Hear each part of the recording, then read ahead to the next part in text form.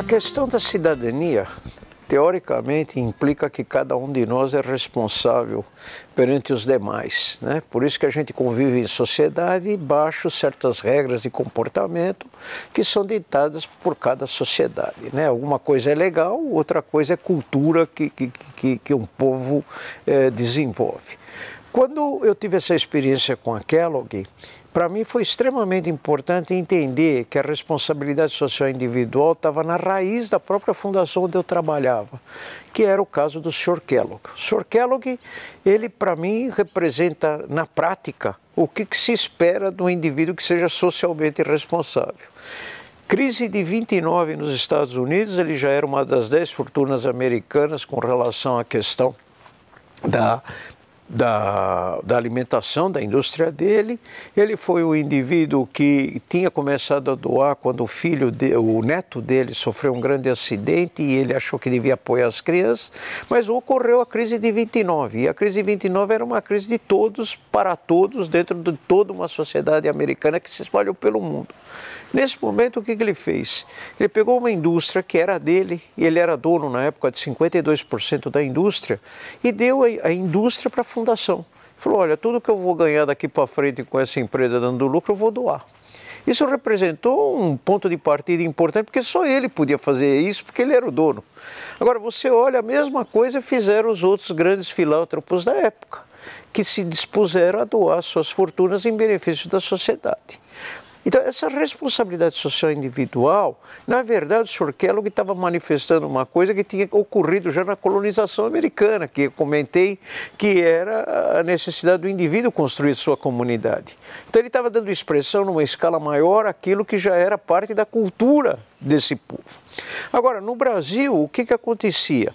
Na medida que eu fui trabalhando com a Kellogg na América Latina, eu comecei a perceber pessoas que tinham o mesmo desejo de apoiar com a sua capacidade, com a sua riqueza, o mundo social. Só que eles desconheciam claramente como é que isso poderia ser feito.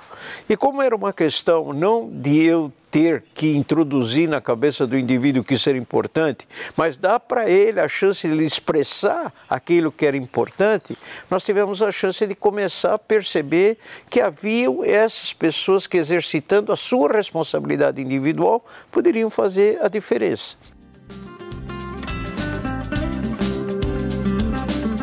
Eu posso nomear alguns, mas são aqueles que estavam na minha esfera de conhecimento. Não quer dizer que sejam os que realmente sejam os grandes atores, né? Mas eu tive chance de poder acompanhar pessoas que se colocaram claramente como líderes dos processos, né?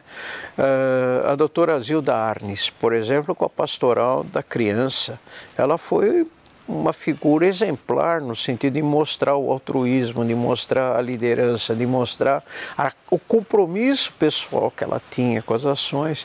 Nós tivemos um Oded Grajew, que foi fundamental e era um participante já de um grupo que era o Pensamento Nacional de Base Empresarial, que levou junto com o Guilherme Leal, com o Sérgio Mindlin, eram pessoas que vinham desse pensamento brasileiro de base empresarial e que tiveram um papel fundamental na criação da Brinq, posteriormente tiveram um papel muito importante na criação do Ethos, mas são pessoas que também na sua vida, nas suas organizações, levaram para a empresa. E o exemplo do Guilherme e dos sócios dele com relação à Natura, eu acho que o Brasil seguiu uma situação que estava ocorrendo no mundo, em que havia a necessidade de que a gente criasse um novo capitalismo, em que a indústria, a empresa não fosse simplesmente um agente econômico, mas também fosse um agente de desenvolvimento social.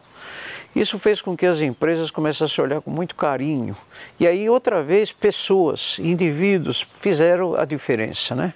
Eu gosto muito de citar o exemplo da C&A com Martinelli, porque ele montou uma organização através da empresa com um alto caráter de cidadania, e ele fez isso de uma maneira tão importante, e ele teve uma contribuição tão importante para o nosso setor, porque ele foi o que escreveu o Código de Ética do GIF, o primeiro código de ética que nós tivemos tivemos foi ele.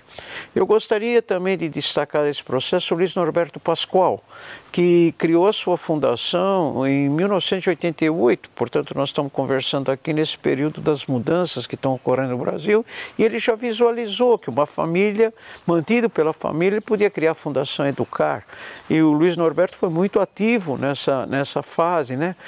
Depois nós tivemos o aparecimento de uma Viviane Sena, que com a morte do irmão criou um instituto, e realmente foi ela que criou o instituto, inspirou o instituto e conseguiu fazer o que o Instituto é hoje. Então, progressivamente foram entrando nomes que vinham da indústria, entendiam o que era o capital e sabiam que a participação social deles era importante com os dons, com os talentos e com o recurso que eles tinham.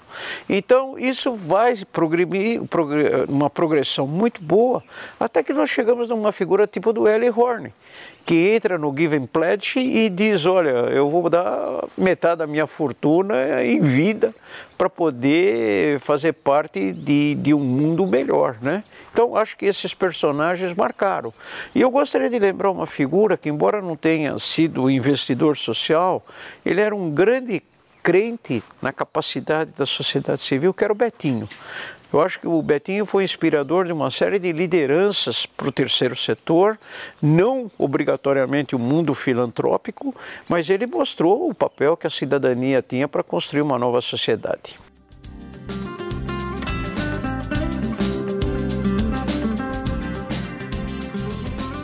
Vamos começar pelo começo. Eu acho que o Brasil, ele tem uma cultura de filantropia, que é paternalista, que é assistencialista, que é dependente e que foi extremamente usada e abusada pelo Estado, no sentido de que isso era um elemento importante para a manutenção de grupos de poder que davam simplesmente para manter o seu poder.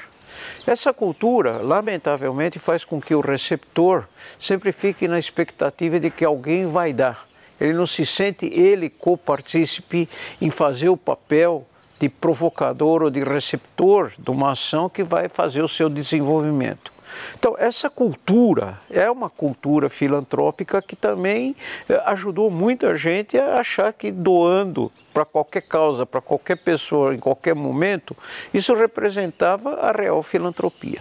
Essas pessoas que a gente citou são pessoas que puderam mostrar que havia uma alternativa, que havia uma questão que eu podia ser mais estratégico, que eu poderia ser um agente de transformação, que eu poderia fazer a diferença.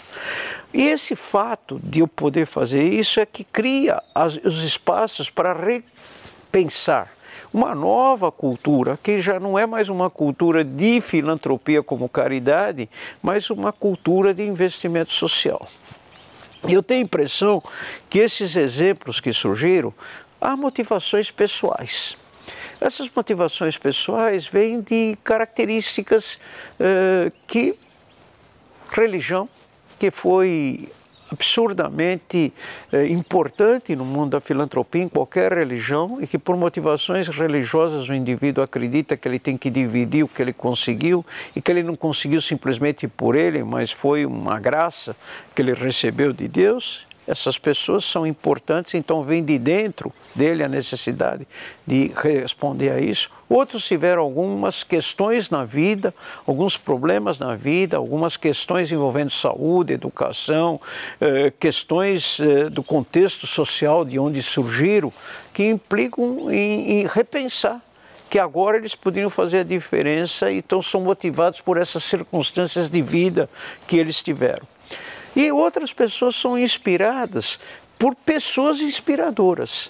Isso faz com que você possa ter um processo progressivo de contaminação e que faz com que novos personagens se juntam. Então aí a gente começa a pensar que você tem chance de que um bom investidor, ele pode gerar vários bons investidores. Isso pode se dar no âmbito da família, pode se dar no âmbito da comunidade, no âmbito da empresa, etc. Então, a cultura de investimento social foi muito bem capitalizada no Brasil. Eu acho que o próprio IDE surgiu por causa disso. Eu acho que durante esses quase 17 anos de funcionamento nosso, mostra claramente que você tem que acreditar que existem esses personagens que às vezes nem eles não se reconhecem, né? Um caso muito interessante aqui é o da família Pfeffer, e o Daniel me mostrou na entrada do escritório da família uma coisa que é muito inspiradora, né? Que o avô dele está escrito lá, e o avô dele falava para a família que nessa vida você tem que trabalhar para você e para os outros.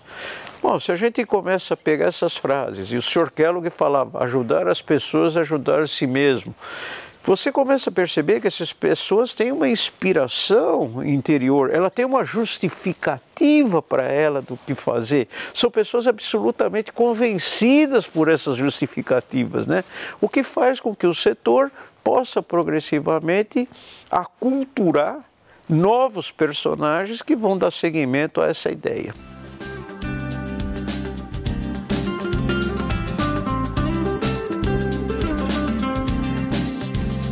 Bom, falar de uma sociedade civil é falar de uma coisa também muito complexa e heterogênea, porque como nós já vimos que as pessoas podem se dividir por causas, as pessoas podem se dividir por questões geográficas, elas podem se dividir por questões sociais ou questões econômicas. Então, quando se organiza a sociedade civil, a gente parte de um princípio de que existe uma diversidade. Isso é bom? Muito bom. Se a gente olhar a questão da natureza, a gente sabe que existe uma diversidade de criaturas, de seres, de instrumentos para o mundo e que sai, e a gente tem que pegar essa diversidade e saber construir as coisas através da diversidade. Eu acho que a diversidade no terceiro setor é uma grande riqueza. A segunda questão que a gente tem que levantar é como é que essa sociedade civil ela se entende como esse terceiro elemento que se coloca aí entre o mercado e o Estado, né? E aí você entra num outro problema, né? Quem é o ser humano que dirige essas organizações?